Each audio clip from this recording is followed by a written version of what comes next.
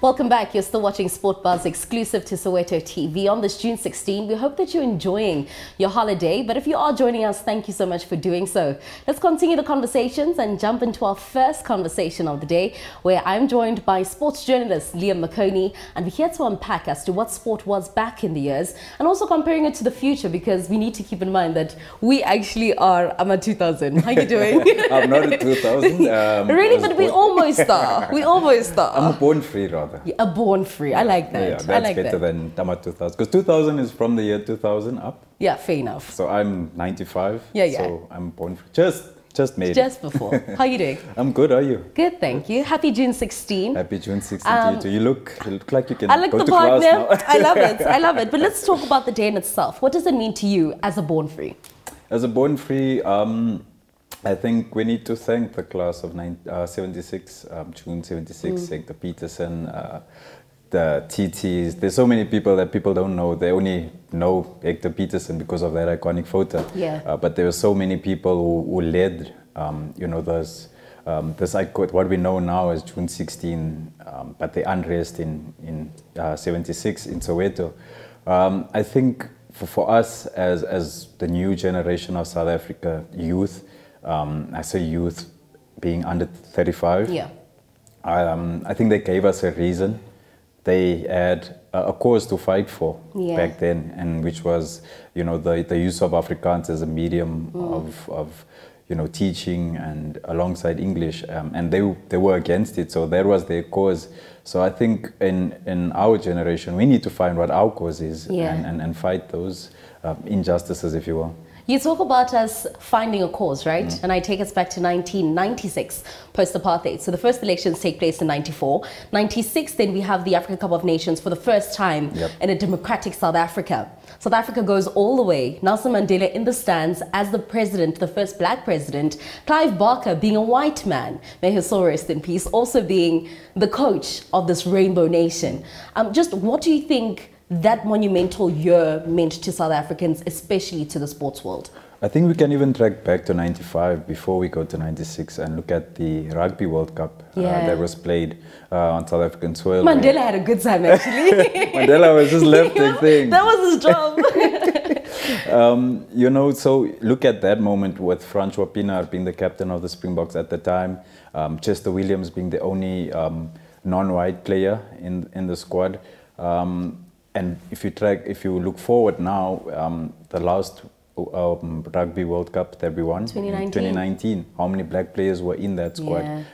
If you compare to 95, so I think we've made strides, in that regard there. So I think that was a monumental year. And then 96, obviously, you touch on Coach Clive Barker, may his soul rest in peace, who ironically dies now in June. When we're celebrating Youth Month and also what he did. I think that was it was, remember at that time South Africa in terms of football, that was when South Africa was allowed to compete internationally again, when it comes to football or soccer, whatever you want to call it.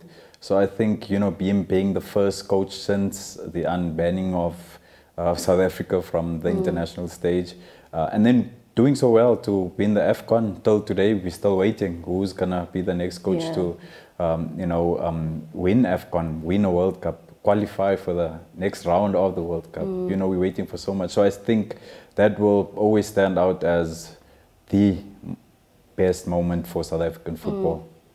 Let's talk about transformation within the sporting spaces, right? So we talk about the inclusivity that we had back in the days, and now you talk about rugby. We have cricket as well, where the uncomfortable conversations are being held. Do we feel like our players of color are being awarded on merit, or is it still a thing of we have to balance out the status quo? There will always be those who think certain players deserve to be there on merit, and those who are just quota players. There was that debate of Ashwin Films, when he was in the Springbok squad, was he a quota player or was he there on merit? So for me, I feel like, if you deserve a spot, if the talent is there, you deserve that chance, not only because you're black or you're colored or you're Indian, you need to fill certain gaps. So I think, and I think if you look at the Springbok squad, I think they're you know, people might not agree with me, but I think that's a classic example of, you know, players who are there on merit, and they're on the world stage winning things, and they're consistently winning. You know, there's colored players, there's black players, there's white players, you know, all playing together. You know, maybe there still needs to be more transformation in rugby. I don't know, but as far as the national team is concerned, I think that's a good example of, you know, players that are there on merit. Yeah. The uprising takes place in 1976 in Soweto. I wasn't there. You weren't there. You weren't there. Let's talk about the stars that have been birthed from Soweto. Especially, I know football will be the first one that stands out, but just the stars that come top of your mind, and also what they have done to their sporting spaces. I think we need to take it back. You know, we talk so much about the Soweto derby. Yeah. You know, we talk about... Have you been to one, by the way? Yeah. I still haven't been to a Soweto derby. Really? No. I'll take you. But yeah, we look at Chiefs and Pirates, and a lot of people don't know that the founder of Kaizer Chiefs used to play for Orlando Pirates. And then he went to America to play, and then when he came back, he started Kaizer Chiefs. And then he took some players from Pirates who... I think they were upset with Pirates for certain issues, and that's how it was formed. So Kaizer Motaung, I think he stands out for me as obviously one of the great icons from Soweto as far as football is concerned. We look at Lucas Radebe, you know, played for Leeds United in England. I think he was one of the first that played in England, and playing in the EPL is no child's play, ordinary feat, you know what I mean? It's a big thing as far as soccer is concerned. So, and is the footprint that he you know laid in England till today. People go crazy for Lucas in Leeds. You know, we talk about baby Jake Matlala, world champion 4 times. You know, as far as boxing is concerned, you know, he's rubbed shoulders with Muhammad Ali and the likes.